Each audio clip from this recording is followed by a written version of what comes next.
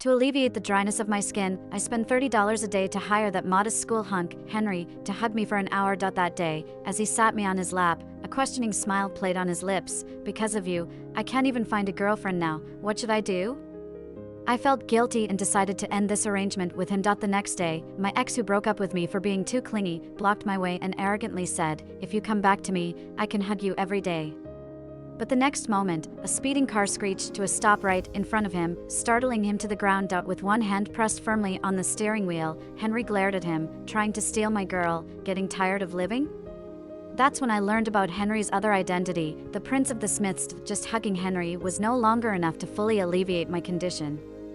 In the secluded and quiet park, I sat on his lap and softly asked, "Henry, I'll give you an extra $15. Can you let me nuzzle against your neck?" After saying that, I blushed a little.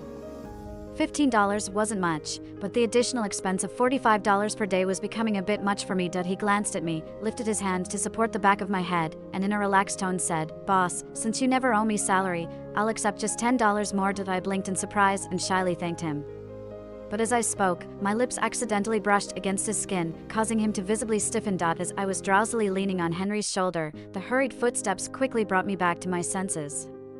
Before I could get down from him, a girl's figure appeared in the corner of my eye. I immediately hugged Henry's neck tightly, blocking myself from her view. The exchange between Henry and I was a secret only known to us. Henry. The girl smiled brightly. "Finally found you. I didn't waste money buying the information about your whereabouts." She noticed me pretending to be asleep in Henry's arms and slowly restrained her smile. "Who is she?" she asked Henry. Henry lazily raised his eyes. "Can you come up with a relationship other than a girlfriend?" The air turned unusually silent. Henry seemed completely unaffected by the tense atmosphere. He then gently touched the back of my head. The girl continued with a forced smile, "Senior, can you turn your girlfriend around for me to see her face?" She appeared puzzled. "I remember being voted as the beauty queen of our department, but you never agreed to date me. So, I'm curious why your girlfriend caught your eye." Henry covered my head with the hood of my jacket before leisurely responding, "Get this, Junior. It's not that I caught her eye." The girl was taken aback and directed her gaze at me.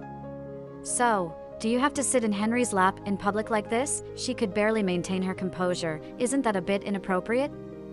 I paid money for just a hug. There was no one here in the first place. It's all because of you." I couldn't hold it back and jumped off Henry's lap. I was about to speak, but remained silent. 2 seconds later, I crawled back onto Henry's lap, looking innocently at the girl. "Then, you can call the police." You. Her face flushed with anger. Henry chuckled lightly and his cold tone interrupted her. "You made my girlfriend cry, whether you're a man or a woman. I won't be polite to you." After the girl left, I still sat on Henry's lap dazedly, replaying my actions and wondering if I had come out on the losing end. He pulled a strand of my hair and played with it. In a tone that didn't sound like a complaint, he said, "Thanks to you, it seems like I'll have an even harder time finding a girlfriend now." Coming back to my senses, I hastily stood up and retreated to a safe distance. Apologies almost slipped out, but I swallowed them back. I didn't have the confidence to complain to him. "But, I paid him." He lightly scoffed. "Is that so?" Sitting casually in his chair, he continued, "But now, the way I see it, anything on me isn't a good deal. Oh no, now he's raising the price." Hesitating for a moment, I stared at my toes and said, "Henry, if the price is too high, how about you find another thirsty skin ailment buddy? My finances are a bit tight." He leaned forward, supporting his head with his arm on his knee, looking at me. Lifting the nonchalant facade, he focused his gaze. "No charge. You can make it up to me by setting me up with your girlfriend. How about that?" Turns out he wanted me to introduce him to a potential date. But after a quick mental review, I couldn't think of any girls suitable for Henry. After pondering for a few seconds, I accepted this challenging task. I earnestly told him, "Can you give me some time to think about it again?" His tense shoulders subtly loosened, and he nodded slightly. The aura around him softened. That evening, as I lay under my blanket, I scrolled through my list of friends. I tentatively asked a few, but as soon as they heard it was for Henry, who accepted even daily wages of $40 without hesitation, they immediately inferred my poor financial condition. In the end, they politely declined. Unable to afford the high cost of hugging him and failing to find him a girlfriend, I knew I couldn't delay him any longer. After much hesitation, I sent Henry the final 2 messages. "Sorry, the request was declined. I don't intend to tell him the specific reasons to avoid hurting his self-esteem. Being born into poverty is not his fault. Also, it seems my condition isn't as severe as I thought, so I won't trouble you anymore. I heard that the cafe near the school gate is hiring, and they pay more than what I can offer. I've sent the boss's number to you, you can try there. Let's not communicate again, just delete this, goodbye. After typing the last word, I promptly blocked the only way I had to contact him. It wasn't necessary to block him completely, but I was afraid I wouldn't be firm enough and might end up arranging another transaction with him, delaying his chance to find a girlfriend. After doing all this, I felt a sense of indescribable desolation, pulling the blanket over my head, trying to hide the unseen cloud over my chest. The next day happened to be Saturday, with no classes. I slept until the afternoon and sluggishly got up to freshen up. As I stepped out of the dormitory building, I already felt discomfort in my body. I knew my condition was acting up again. However, the next moment, I unfortunately bumped into Lucas. My ex. He immediately noticed my discomfort, walked up to me, and softly said, "Feeling unwell again? Come, let me hug you." It's not like I couldn't help it, making it seem like I would pounce on any guy I met while feeling unwell. I mentally scoffed at the situation. Ignoring him, I went around him and left. Lucas encircled my wrist, blocking me. Why? You don't want to say a word to me now? I nodded, tightly pursing my lips, warning him. Let go, or I'll call the police. He raised his chin. You'll call the police? I'm the one who initiated the breakup, but do you think you didn't do anything wrong? Lucas chuckled in exasperation. Hugging you every day felt like a chore, really annoying. Both my hands were restrained by him, and the more I struggled, the stronger his grip became. Lucas, let go. You don't need to complete any tasks now. He abruptly pulled me in front of him, chuckling self-deprecatingly. Consider me cheap. After trying several others post-breakup, I realized I still like you. Penny, if you just give in, we can get back together, and I can hug you every day. Before he could finish his sentence, the roar of a speeding car's engine drowned out his words. Lucas and I both turned to look. A sleek and luxurious black car suddenly screeched to a halt in front of Lucas. Startled, he took a few steps back into the wall. The car window rolled down. Henry's indifferent eyes locked onto Lucas, his hands still on the steering wheel. Who is this bastard? Is he even allowed to lay hands on her? Are you fed up with living? Lucas groaned in pain, slowly getting up. He squinted at Henry with a menacing glare. But rather than addressing him, he asked me, who is he? I've seen that Prince of the Smiths driving this car before. Don't tell me he's the one. Returning to my senses from the shock, I glanced at the car, then at Lucas. No, it's not him. It's just a coincidence. I quickly ran to the driver's side window, leaning down to remind Henry. Where did you rent this car from? Be careful driving. I saw a bit of a scratch earlier. Would the rental company make you pay for it? He didn't appreciate my concern. With a cold snort, he said, so you rejected me for this guy? Henry glanced at my reddened wrist. Did I hurt you?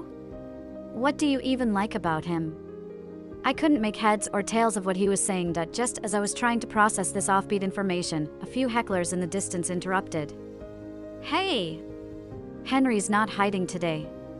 And he's still a prince, daring to drive a $20 million car recklessly. From astonishment to numbness, I stood there dumbfounded and asked Henry, if I'm not mistaken, you're the prince they're talking about, right? Our eyes met. His fingertips whitened from clenching the steering wheel. After a moment, he slightly opened his mouth. No, I rented this car. A few guys nearby hesitated their steps, then awkwardly walked in the opposite direction, pretending to dismiss the situation. Oh, we must have been mistaken. There's no way this could be our prince's car. It's obviously a pirated and modified version. I breathed a sigh of relief and sincerely asked Henry while tugging on his sleeve, why did you suddenly rent such an expensive car? I've heard that rental companies charge a lot for scratches on luxury cars. Henry perfunctorily licked his lips, still leaning back indifferently in his chair, tapping the steering wheel with his fingertips absent-mindedly. It's probably because I found out your ex-boyfriend was a second-generation rich. That's why I felt so insecure. He glanced at me, his expression cool and collected, as if he had just been caught red-handed in a rented car that wasn't his. I confessed to you for the first time and got rejected, so I cried all night feeling inferior. If the luxury car couldn't attract you, I was planning to save up some money to get plastic surgery and become like your ex-boyfriend. He casually gestured towards Lucas nearby and said in a slow, deliberate manner, and then come back to confess my love to you again. His words stunned me. I was dumbfounded for several seconds, trying to organize my thoughts in the midst of the chaos. I grabbed his sleeve tightly, moving my face closer in an attempt to show him my determination. You are better looking than him. Henry, you are the most handsome person I have ever seen in this school. He remained unmoved, his eyelids lazily drooping. I unconsciously twisted his sleeve as if it were my own, nervously pulling and grabbing it several times before finally speaking up. I didn't reject you. Finally, Henry looked up at me, waiting quietly for my response. As our eyes met, I realized how close we were and immediately stepped back a bit, releasing his crumpled sleeve. Yes, I quickly blinked, trying to sound confident. I thought you wanted me to introduce a girlfriend for you. I didn't realize. I lowered my head, explaining last night's events to him. Henry didn't respond immediately, seemingly lost in thought about this unexpected turn of events. After a moment, he seemed to come to a realization. So, a lazy smile played on his lips. You agreed to be my girlfriend? I shook my head in disbelief. No.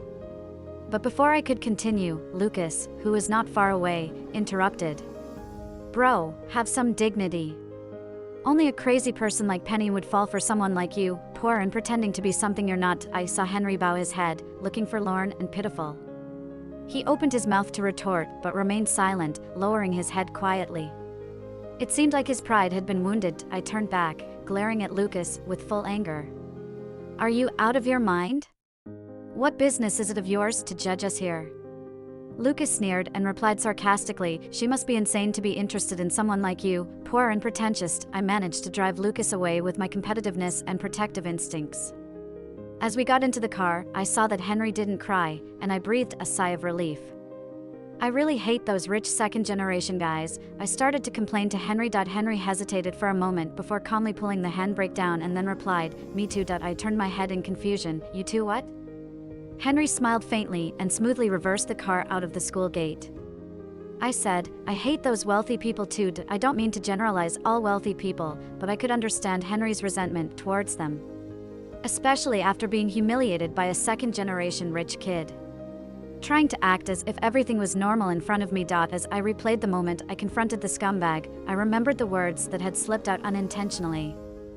Holding onto the seatbelt, I turned to Henry to clarify, it's just what I said earlier. He seemed preoccupied with driving, glancing ahead as he interrupted me, you've dated rich guys, you wouldn't be interested in me. His voice was gentle, giving me a sense of redemption. Your public confession just now gave me back my confidence after feeling inferior due to my background for so many years. Meeting his gaze, I couldn't help but be captivated by his peach blossom eyes, which were filled with a charming smile. Girlfriend, those 3 words seemed to roll off his tongue, and for a moment, I thought he was about to lean in for a kiss. All my words were stuck in my throat as Henry slowly continued, almost as if he had just remembered to cut me off. So, he politely inquired with a smile, what were you going to say earlier? I shook my head blankly and murmured, nothing at all. Blaming myself for speaking recklessly in my emotional state earlier, clarifying now would not only label me as the heartless one but could also crush Henry. I started to doubt myself completely. Henry drove us to the seaside on the outskirts of town. I stood outside the wooden railing, admiring the sunset over the ocean. I had forgotten momentarily that I had just attracted a boyfriend. It wasn't until Henry came over and naturally embraced me from behind. Penny. He rested his chin on my shoulder, his magnetic, low and smooth voice sending shivers down my spine. Your face is turning so red. Are you sunburnt? It's winter now, isn't it? Facing strangers, I maintained my composure, inserting a straw into the cup, taking a sip, and chewing on the fruit bits. It's just shyness, I explained casually. As we walked back, I saw a girl standing in front of Henry's car with her back to me. She waved her phone in his direction. He leaned nonchalantly against the car door with a somewhat roguish air, looking very conspicuous. Their conversation gradually became clearer. What's wrong if you have a girlfriend? I can wait for you to break up, the girl said without hesitation. I realized her back looked familiar. It was my roommate, Celine. She fixed her surprised gaze on me. Is this your boyfriend? I nodded without exchanging pleasantries. We rarely interacted since she seldom stayed in our dorm. Celine's eyes lingered shamelessly on Henry, teasing me. How do you always manage to attract rich guys, as if you've been trained for it? Finally, Henry initiated a conversation with her. I rented this car, he said without caring about Celine's immediate disdainful look. Arching an eyebrow, he introduced himself generously. I often let Penny pay for our meals, she knows I'm broke. After that, he unabashedly stared at Celine, smiling as he asked, "Do you have any further questions?" Celine's expression changed multiple times, unable to maintain her composure and holding on to her dignity. It was the first time she had seen such a straightforward man. With a huff, she turned and walked away. In reality, Henry's actions did not match his earlier words. He would stay up all night coding, and the money he earned was used to buy me things. During our time together, I never spent a penny, and my living conditions were even better than when I was with Lucas. In this relationship, he treated me with 100% sincerity, giving me ample security, and even helping to heal the psychological wounds that had plagued me for years. Gradually, I realized that while I liked hugging him, he seemed to prefer embracing me. So, one day as I gazed at Henry's profile, I wasn't surprised to discover that I had fallen for him. A week before Valentine's Day, Henry suddenly became busier than usual, and we had very little time to meet. One day, thinking he was coding in the dorm, I received a cryptic phone call from Lucas. "Penny, that luxury car your boyfriend was driving wasn't rented." I paused, confused. "What do you mean?" Lucas responded, "I mean, that car actually belongs to your boyfriend." Lucas seemed pleased with himself. "Do you want to know where I saw your boyfriend? And what he was doing?" He had deleted Henry's contact, so he emailed me the video. It was still the car Henry claimed to have rented, parked outside a villa. He was leaning casually against the car door, and his white shirt seemed tailor-made, fitting him perfectly. Soon, a mature and intellectual-looking woman emerged from the villa. Henry didn't move, observing her with a critical eye. Lucas' angle of capture made it seem as if the woman walked up to Henry, embraced his waist, and lightly kissed his cheek. Henry lightly supported her waist and smiled aloofly.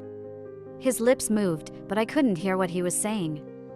I was absolutely sure he had no intention of avoiding anything. When Lucas called again, I hung up and blocked him. He decided to come directly to my dorm in the evening to confront me. "Move aside." But Lucas didn't budge, calmly suggesting a bet. "How about a bet, Penny? We bet whether your boyfriend is being financially supported. If you lose, you break up with him and get back together with me." I looked up and chuckled, saying, "Regardless of whether he is or not, I would never get back together with you." Lucas blocked my path, frowning, and his voice low. "Don't be so biased. At least, when I was with you, I was absolutely clean." Losing patience, I pushed him away. "Get lost, Lucas." "Penny." He reached out to hold my hand, but stopped halfway. A shadow loomed over us. It was strange. The first thing I noticed was that Henry had changed the expensive shirt he wore in the video and put on a white and gray sweater. Instead, he calmly twisted Lucas's arm and warned, "This is your one and only warning. Stay away from my girlfriend, understood?" Lucas winced in pain and was forced to turn in the direction of his arm. Henry's emotions remained neutral. He only released Lucas after a moment. Lucas, holding his arm in pain, asked, "What are you pretending to be? Where were you at 5:30 this afternoon? Dare to tell Penny? That car, do you dare say it's rented again?" Seeing Henry's slight reaction, my hope was almost extinguished. Lucas, feeling triumphant, said, acting all innocent in school, "Are you actually being kept by a sugar mommy?" Disgusting. Ignoring Lucas's taunts, Henry stood in front of me as usual. He reached out to hold my hand, but hesitated. He opened his palm in front of me, smiled gently, trying to soothe and explain things to me. "Will you walk with me?" "I'll explain to you." I nodded without hesitation and placed my hand in Henry's. Lucas wanted to say something more, but when he met Henry's intense gaze, he involuntarily stopped. Henry's eyes were cold as he stared silently at Lucas, issuing an unspoken warning. Henry took me to the small park we often visited. It was not only small and secluded but also surrounded by pine trees, remarkably well hidden. He helped me sit on a bench and knelt in front of me. Looking up, he asked, "Why didn't you ask me about what you saw today?" Despite being quiet all along, tears uncontrollably fell on my hand when I began to speak. "I was afraid that you were the reason I did those things. You always seem to think you haven't done enough for me, working day and night to code and earn money to spend on me. And then you complained that the money earned from coding was not enough, so I actually did what I did." Henry chuckled softly. Sitting next to me, he held me sideways on his lap. What did I do? Did you think your boyfriend was selling himself? He asked, wiping away my tears and playfully teasing, do you think your boyfriend sold himself? Henry's gaze seemed to be teasing a child. I sniffed and reasoned, but in the video Lucas recorded, you did not dodge the kiss. Inside, I complained to myself, I haven't even kissed him yet. Henry seemed to find it amusing, with a smile never leaving his lips. He gently brushed my face with his, calling it a cheek-to-cheek kiss. Then, without my realizing it, his lips lightly touched my cheek. His breath lingered, and whenever he spoke, his lips would unintentionally touch my face. He wrapped his arm around my waist, pulling me towards him. This is how you kiss, Penny. I dared not move, afraid that any movement would lead me back to his lips. Nestled in his arms, I asked softly, so you didn't do anything wrong, right? Are you about to do it now? His chin rested on my shoulder as he casually said, I want to ask you, when can I have a kiss? It was Valentine's Day, after all. All right, seeing that Henry was still my boyfriend, I quickly climbed onto his shoulders, touched his lips, and then immediately nestled back into his arms, burying my face in his neck. Kissed. It took Henry about half a minute to react. In a calm voice without much emotion, he interrupted, I didn't say you could kiss me. Who told you to kiss me? The romantic atmosphere blew away completely. Frustrated, I nodded obediently. Okay, I won't kiss you anymore. But Henry, with a lazy smile, raised his thick skin, I can kiss you too without any problems. He leaned down to find my lips. Before they touched, he looked into my eyes. Pull. I agreed and admitted my enjoyment in translation. Henry wore it with a grin but moved his eyes around, trying to maintain eye contact. I suddenly felt a slight crisis. I hinted subtly, she has a boyfriend now. Henry looked at me with a smile but with a sarcastic tone, and then? What do you like? I thought of the common characteristics of Celine's new and past boyfriends and blurted out, I like you. As soon as I said it, we both paused for a moment. Originally, I had planned to choose the right atmosphere to formally tell him.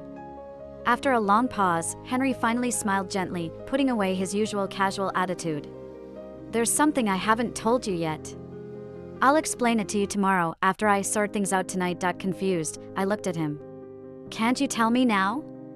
Henry rubbed his temples with a hint of a headache and explained succinctly, it's a bit complicated. I didn't think much and just nodded. It wasn't until before bed that I suddenly remembered something important. Henry hadn't explained why he was still driving that car at night. Also, what was his relationship with that woman? The next day at noon in the cafeteria, my curiosity piqued after Henry said he would explain things after lunch. He glanced at my empty soup bowl, intending to help me get more. Just as Henry turned around, he was suddenly splashed with food and rice. A heavy-set guy, looking around 200 pounds, stood tall and burly in front of Henry, pointing at his shoulder without any politeness. Why aren't you watching where you're walking? Didn't you hear me? I want you to go remake the exact same dish for me. I instantly recognized Lucas' friend, obviously sent by him to cause trouble. I was consumed by anger. The cafeteria worker, pushing a tray with leftover scraps and rice, walked over.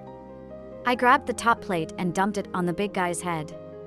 Apologized to my boyfriend. Shaking with anger, I confronted him. Don't think I didn't see that you intentionally splashed food on him. Lucas, who had been lurking in the shadows, also walked over, sneering. Are you so weak that she has to stand up for you? And you have the leisure to play on your phone, huh? Unable to control my anger, I picked up another plate and threw it at him. Lucas, what are you targeting him for? I don't like you anymore. I don't want to get back together with you. You had someone splash me, but why are you bullying him? Henry and I were different. He was a guy. As soon as he intervened, Lucas and his opportunistic friends would definitely gang up on him. Ultimately, they were just bullying Henry because he had no powerful background. Penny, Henry spoke slowly, looking at me with an indifferent expression, seemingly unaffected by the situation. Come here. I'll help clean your clothes. The heavy-set guy and Lucas exchanged a glance and then aggressively strode towards Henry, holding chairs. I was pale with fear. Henry rarely showed impatience. He made a light sound of disapproval, taking off his dirty coat. The bulky man raised his chair and slammed it down, but in an instant, Henry seized his wrist. Henry grabbed the chair from him, laughing lightly as he flexed it. He wasn't done yet. The next moment, he threw the chair with all his might at the bulky man. That was the first time I heard Henry curse. With one hand, he grabbed the bulky man's collar and pulled him close. You seem to enjoy acting like a dog. He revealed a side of himself that was rebellious and wicked. Go ahead, call me names. The bulky man's face turned red with anger. Before he could say a word, Henry forcefully slammed his neck against the cement wall. Lucas, still in shock, said, "You realize you've exceeded the limits of self-defense, right? I'll report you and you'll end up in jail." Henry glanced at him, nonchalantly smiled, and didn't bother to respond.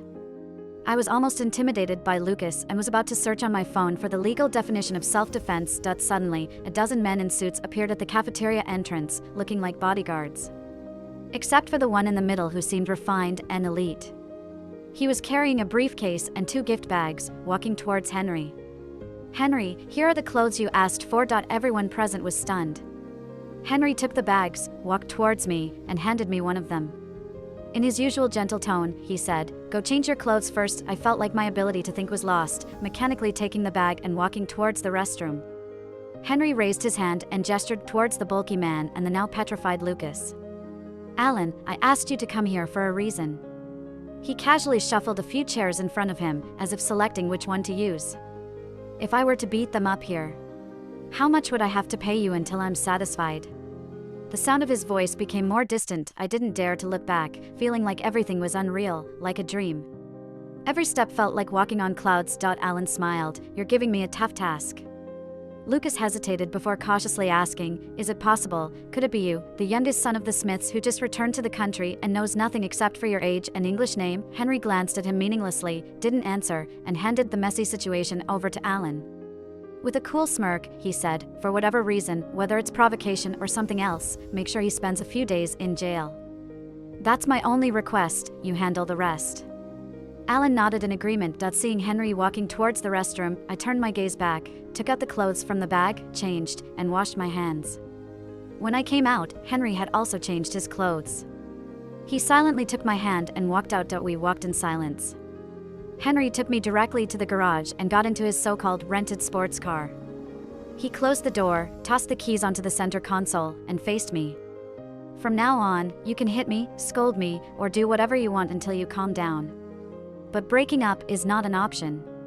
It felt like he had rehearsed this countless times in his mind. I closed my eyes gently and said after a long pause, "So, you were lying to me all along?" Henry remained silent. I lowered my head and looked at my sleeves, reminiscing and muttering, I was worried every day that you were always buying me things, wondering if our life would become more difficult." It was somewhat amusing. I forced a smile, unable to resist asking the most concerning question. "Did you hide your identity from me because you were afraid I would only be with you for the money?" By the end of my sentence, I couldn't hold back the tears anymore. Henry looked helpless. Suddenly, he hugged my waist, lifting me onto his lap from the passenger seat. "No, absolutely not. Penny, I was wrong. Don't cry." I burst into tears, pushing him away frantically. "Let go, Henry, let go. I don't want to like you anymore." Instead, Henry held me tighter, showering my face with kisses. "I can't let go. If I do, you won't want me anymore." He held my wrist, giving himself a slap in the face. I was stunned, looking at him with red eyes. The distance allowed me to see clearly the seriousness and slight panic in his eyes. "Do you believe me? I kept my identity hidden from you only to win you over." "There was no other reason," he said with a hint of obsession as he continued to kiss my cheeks, nose, and forehead. I dodged his kisses. Henry then cupped my face with both hands, gently kissing my lips, and whispered softly, "If it weren't for you repeatedly emphasizing that you don't like wealthy people, I wouldn't have kept it from you until now." I pounded his shoulders, staring at him angrily. "So, were you planning to hide it from me forever?" The twisted Henry actually smiled at that moment. He suddenly kissed my lips, deepening the kiss with his tongue. I didn't hold back and bit him in resentment. Without lifting his eyes, he held my chin to prevent me from biting him again. It was a while before he released me. Both of us were breathing heavily. Henry's lips glistened with moisture. "Have you ever thought about spending your life with me?" I denied with a cold face. No, he only heard what he wanted to hear. Everything else was filtered out. Henry handed me a tissue to wipe away my tears and explained, "You saw the video of me and my sister yesterday. I planned to confess today. Not because of Lucas's recklessness, nor did I suddenly decide not to give you any mental preparation. Men tend to make themselves completely innocent, leaving only innocence." I suddenly remembered something and raised my wrist, pointing to the bracelet. How much does this cost? He played with my collar casually and replied, I forgot. It's not expensive, you can wear it. Refusing to let go, I pressed further, is it a diamond bracelet? Henry simply said yes. I designed it myself. Do you like it? I had become numb and didn't want to guess its value, so I lowered my head to take it off. I don't like it. Plus, it's easy to get robbed while walking on the streets. Henry didn't stop me, but suddenly groaned in pain with a pained expression on his face. I became nervous. What's wrong? He closed his eyes and took a deep breath, then he asked me to go back to the dorm and promised to explain everything later that night. I need to go to the hospital first, I shook my head, anxiously pulling him. Henry, what's wrong? Why do you need to go to the hospital? Please talk to me. Seeing me almost on the verge of tears, he finally coughed a few times and in a staggered voice he explained, it's really nothing, just a few days before Valentine's Day, I was working on code at night and accidentally scratched my arm on a protruding wire from the chair. He reassured me that even though there was a lot of blood at that time, the wound wasn't too deep.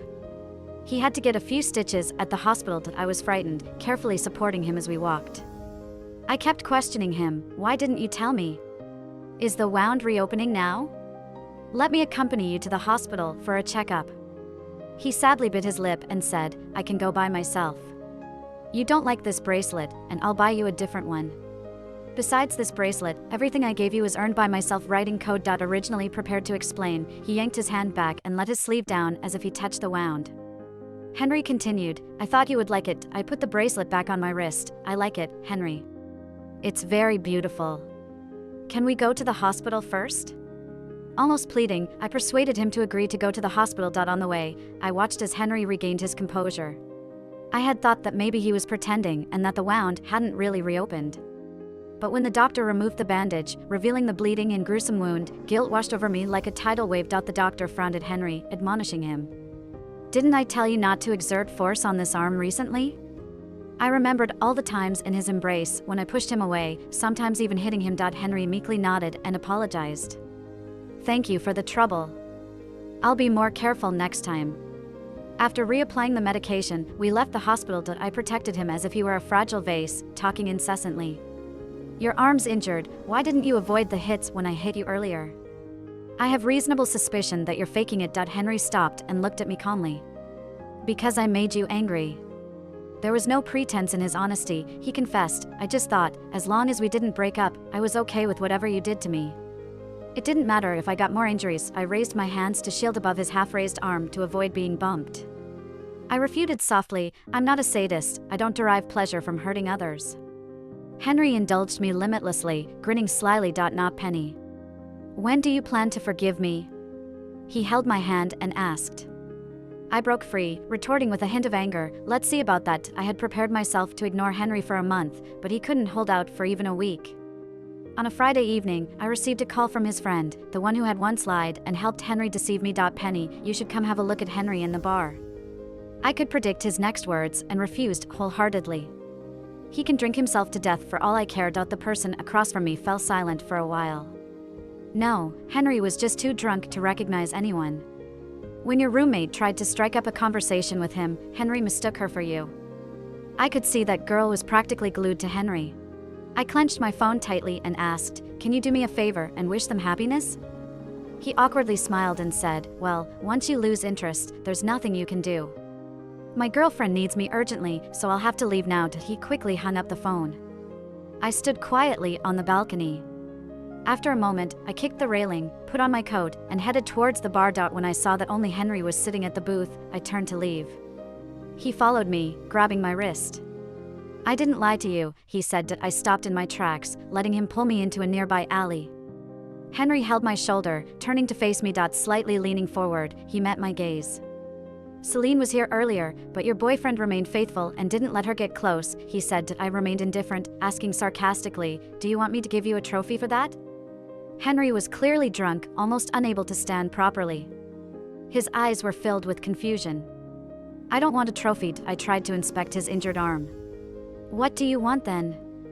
I asked. I want you, he said. I pushed his hand away and started to walk off.